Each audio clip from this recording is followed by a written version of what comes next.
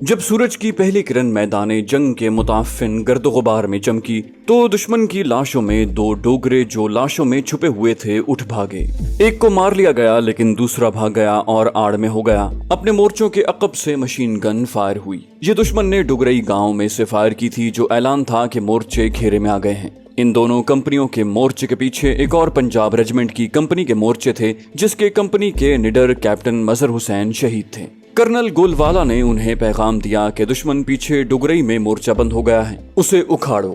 Captain مظہر حسین شہید ایک platoon جس کی نفری 40-50 کے درمیان تھی اسے لے کر ڈگرئی پر حملہ آور ہوئے، مگر دشمن مکانوں میں مورچہ بند تھا۔ کیپٹن مظہر حسین نے ہلہ بول دیا اور دست بدست جنگ کے لیے گاؤں میں داخل ہو گئے۔ بہت سخت اور خونریز مقابلہ ہوا جس میں کیپٹن مظہر حسین شہید ہو گئے۔ کیپٹن سید مظہر حسین شاہ شہید ضلع گجرات کے گاؤں محمدی پور کے رہنے والے تھے۔ جنگ کے پہلے 10 روز وہ اپنی کمپنی کے ساتھ بھسین کے علاقے میں رہے اور 20 اور 21 ستمبر کی رات انہیں ڈگرئی کے علاقے میں بھیج دیا گیا۔ وہ رات اس علاقے کے لیے قیامت کی رات تھی۔ کیپٹن مظہر حسین شہید رات بھر مورچے میں جا کر جوانوں کو جوش دلاتے رہے کہ شیرو، آخری جوان اور آخری گولی تک لڑو۔ دن کے وقت انہیں ڈگرئی میں آئے ہوئے دشمن کو اکھاڑنے کا حکم ملا تو وہ اپنے سے 20 گنا بڑے دشمن پر ٹوٹ پڑے، خود بھی لڑے اور جوانوں کو بھی بے جگری سے لڑایا، مگر شدید زخمی ہو گئے۔ انہیں پیچھے لے جایا جا رہا تھا کہ محاذ پر ہی شہید ہو گئے۔ انہوں نے دشمن کے گھیرے میں شگاف ڈال دیا تھا جو زندہ رہنے والوں کے کام آیا۔ انہوں نے زندہ رہنے والوں کے لیے ہی اپنی جان کی قربانی دی تھی۔ ادھر دشمن اے اور بی کمپنی پر بے پناہ دباؤ ڈال رہا تھا۔ ان کمپنیوں کی کیفیت یہ ہو گئی تھی کہ وہ دشمن کے پیٹ کے اندر لڑ رہی تھیں۔ جنگی نقطہ نگاہ سے دیکھا جائے تو دشمن انہیں نگل چکا تھا۔ یہ تو ان بچے کچے جوانوں کا جذبہ تھا کہ وہ لڑ رہے تھے۔ ان کے پاس اب ایمونیشن بہت ہی تھوڑا رہ گیا تھا اور مزید ایمونیشن ملنے کی کوئی امید نہیں تھی۔ پچھلے تمام مورچے شدید جنگ میں الجھے ہوئے تھے۔ دشمن کا یہ خوفناک دباؤ صرف ڈگرئی کے ان اگلے مورچوں پر ہی نہیں تھا بلکہ ایسا ہی دباؤ بھسین کے اگلے مورچوں پر بھی تھا، اور نہر کے آگے اور پیچھے مورچوں پر دشمن بے پناہ گولہ باری کر رہا تھا۔ ہر کوئی اپنی اپنی جنگ میں الجھا ہوا تھا۔ اگلے مورچوں کی طرف دشمن کے 3 ٹینک گولہ باری کرتے آ رہے تھے۔ نائک غلام احمد نے جو ٹینکوں کا مشہور شکاری تھا اپنی آر سے 2 ٹینکوں کو تباہ کر دیا اور تیسرے کو نائک خوشحال خان اور لانس نائک شکور نے اپنی آر سے تباہ کیا۔ اب خطرہ تھا کہ دشمن یقیناً ٹینک لائے گا۔ ایک کمپنی کو اس لیے خطرہ تھا کہ وہ آگے تھی۔ ٹینک شکن اسلحے کا جائزہ لیا گیا۔ 2 آر اور 2 راکٹ لانچر تھے، لیکن ایمونیشن دیکھا گیا تو چند راؤنڈ رہ گئے تھے۔ مشین گنوں کے ایمونیشن کا بھی یہی حال تھا۔ بی کمپنی کے ایمونیشن کی پوزیشن بھی بالکل یہی تھی۔ چند ایک جوانوں کو خطرہ مول لے کر ایمونیشن کے لیے پیچھے بھیجا گیا۔ اب اس علاقے میں چلنا ناممکن تھا۔ گولہ باری سے پیدا شدہ گڑھوں، کھیتوں کی مینڈھوں اور ایسی ہی آڑ میں چھپ اور رینگ کر آگے پیچھے آیا جا سکتا تھا۔ یہ چند ایک جوان پیچھے گئے اور کبھی لوٹ کے نہ آئے۔ وہ ڈگرئی تک پہنچ گئے تھے۔ وہاں دیکھا کہ کیپٹن مظہر حسین شہید کی پلاٹون دشمن سے لڑ رہی تھی۔ اس پلاٹون کی نفری تھوڑی دیکھ کر ایک کمپنی کے یہ چند ایک جوان جو ایمونیشن لینے گئے تھے ان کی مدد کو پہنچ گئے اور لڑتے ہوئے ایک ایک کر کے شہید ہو گئے۔ کرنل گولوالا نے اپنے ایڈجوٹنٹ کیپٹن ناصر نواز جنجوا سے کہا کہ وہ ڈگرئی میں جا کر صورتحال کا جائزہ لیں اور دیکھیں کہ کیپٹن مظہر حسین کس حال میں ہے اور ڈگرئی سے دشمن کو نکالیں۔ کیپٹن ناصر نواز جنجوا سپاہی حسن رضا شہید اور سپاہی فیض اللہ کو لے کر ڈگرئی تک پہنچے۔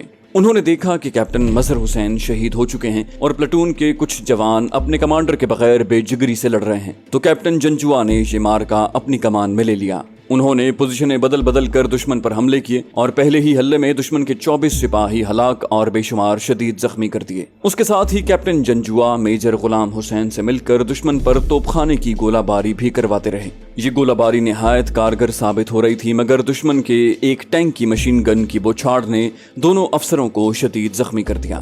ضلع کوہاٹ کا سپاہی حسن رضا اور ضلع مردان کا سپاہی فیض اللہ شہید ہو گئے۔ کیپٹن جنجوا کے بازو اور ایک ٹانگ سے 7 گولیاں گزر گئیں۔ سینے میں بھی گولی لگی، سر اور پیٹ محفوظ رہا۔ اس حالت میں بھی انہوں نے پیچھے جانے سے انکار کر دیا اور میجر غلام حسین کے ساتھ مل کر توپ خانے سے گولہ باری کرواتے رہے۔ ان کا خون تیزی سے بہتا رہا اور وہ مارکے کو سنبھالنے کی کوشش کرتے رہے۔ وہ مسلسل 5 گھنٹے گولیوں سے چھلنی جسم سے میدان جنگ میں رہے۔ وہ ڈگرئی میں لڑتے ہوئے جوانوں کا ساتھ چھوڑنا نہیں چاہتے تھے۔ اس کے بعد حالات ایسے مخدوش ہو گئے کہ اپنا کوئی جوان نظر نہ آتا تھا۔ کیپٹن جنجوا کے جسم کا خون بھی ختم ہو گیا تھا۔ उनका BRB से पार आ जाना एक मौजज़ा था। कैप्टन नासिर नवाज जंजुआ अभी तक पाक फौज में थे। कैप्टन नासिर नवाज जंजुआ उसके बाद भी काफी अरसा पाक फौज में रहे। एक गोली अभी तक उनके जिस्म में है जो दिल के करीब रुकी हुई है। डॉक्टरों के कहने के मुताबिक इस गोली पर कुदरत ने झिल्ली चढ़ाकर उसे बेखतर बना दिया है। अगले मोर्चों की ये कैफियत थी कि दुश्मन के 3 टैंक जो धाड़ते गरजते आए थे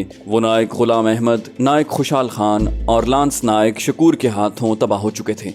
अब दुश्मन ने टैंकों के 2 स्क्वाड्रन से हमला कर दिया। उनके साथ दुश्मन की इन्फेंट्री भी थी। दुश्मन के तोपखाने की गोलाबारी मुसलसल जारी थी और हर तरफ गर्दो गुबार था। अपना तोपखाना जवाबी गोलाबारी कर रहा था और अपने ओपी हैरत अंगेज कमालात का मुजाहरा कर रहे थे। जब दुश्मन टैंकों के 2 स्क्वाड्रन और 1 पलटन से ए और बी कंपनी के मोर्चों पर हमलावर हुआ तो दोनों कंपनियों की मजमूई नफरी बमुश्किल 100 रह गई थी, जिनमें से अक्सर जवान जख्मी थे और उनके पास टैंक शिकन एमुनिशन न होने के बराबर था। दूसरा एमुनिशन भी खत्म हो रहा था और उनके मुकाबले के लिए दुश्मन टैंक लाया था, वो भी पूरे 2 स्क्वाड्रन और 800-900 नफरी की एक बटालियन। ये कोई मुकाबला नहीं था। फिर भी जवानों ने नारे लगाए और मुकाबले में जम गए। ये इंसानों और टैंकों का मुकाबला था।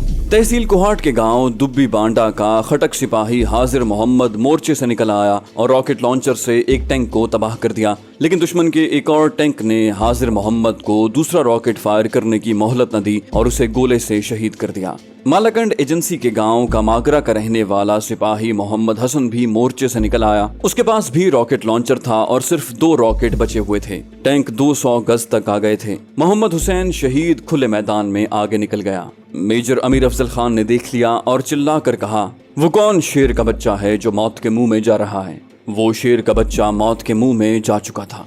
दुश्मन के टैंक और उसके दरमियान 50 गज का फासला रह गया था। दूसरे टैंक ने मोहम्मद हसन पर मशीन गन फायर कर दी। मोहम्मद हसन ने पूरी बौछार अपने जिस्म में ली और गिरने से पहले टैंक पर 50 गज के फासले से रॉकेट फायर किया और कभी न उठने के लिए गिर पड़ा।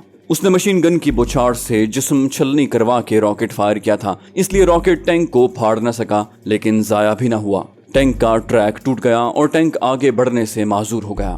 इन 2 नौजवान शहीदों ने ऐसी मिसाल कायम कर दी थी कि दूसरे जवानों के हौसले और ज्यादा बढ़ गए। इन जवानों को अपनी जान का कोई गम न था, वरना वो कभी के पीछे हट चुके होते। वो लाहौर की खातिर जानें कुर्बान कर रहे थे और अब लाहौर की दहलीज पर ही शहीद होने का अहद कर चुके थे। वो टैंकों को तो न रोक सके, उन्होंने मशीन गन्नों और स्टेन गन्नों से दुश्मन के प्यादा सिपाहियों को उड़ाना शुरू कर दिया। अपनी इन्फेंट्री को बचाने के लिए दुश्मन के चंद एक टैंक हमारे मोर्चों से 100-150 गज दूर रुक गए और मोर्चों पर गोलाबारी शुरू कर दी। 16 पंजाब रेजिमेंट के वो जवान जो 17 दिनों और रातों से दुश्मन के सामने आग की दीवार की तरह डटे रहे थे, गिरने लगे, लेकिन उनके नारे अभी तक सुनाई दे रहे थे।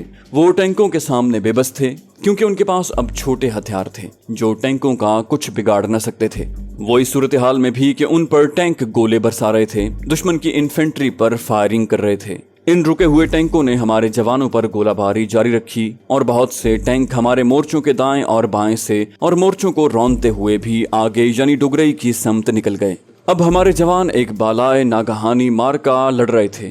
टैंक उनके मोर्चों के ऊपर से गुजरते चले जा रहे थे और वो जाने बचाने के लिए भागने की बजाय दुश्मन की इन्फेंट्री को रोकने की कोशिश कर रहे थे। वो जख्मी हो रहे थे और शहीद भी। कर्नल गोलवाला के सामने अब एक ही सूरत थी कि वो जवानों को बचाने के लिए हथियार डालने का हुक्म देते।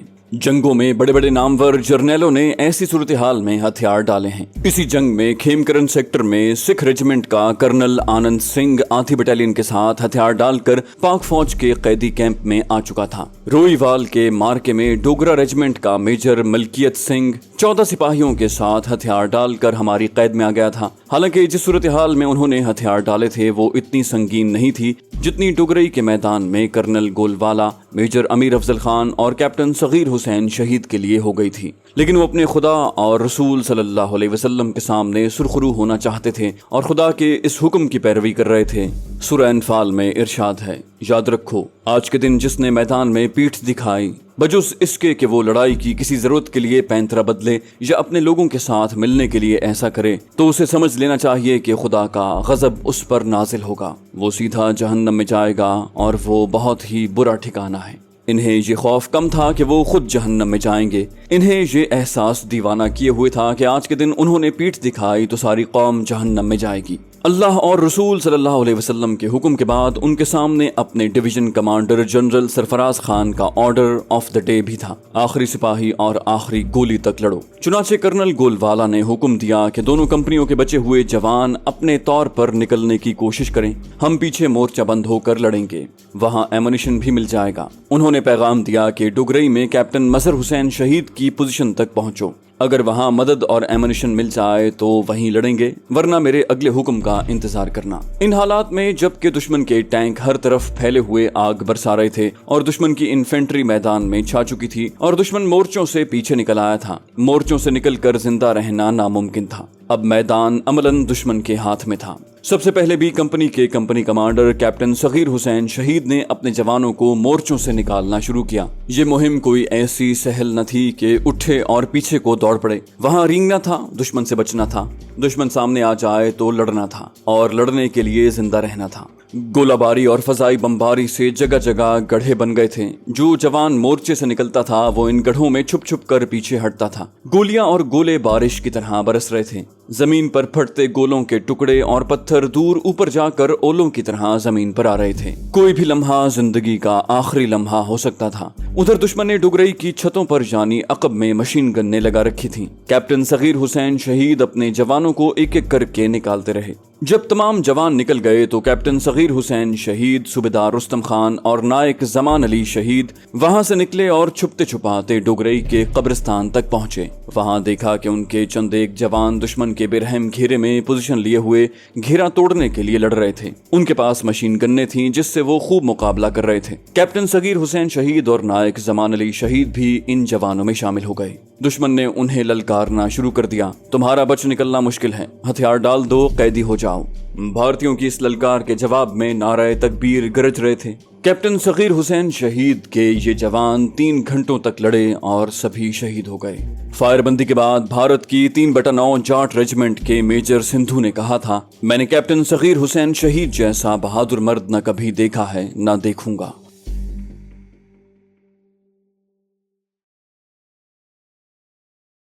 جانے سے پہلے اس ویڈیو کو لائک کر دیجئے۔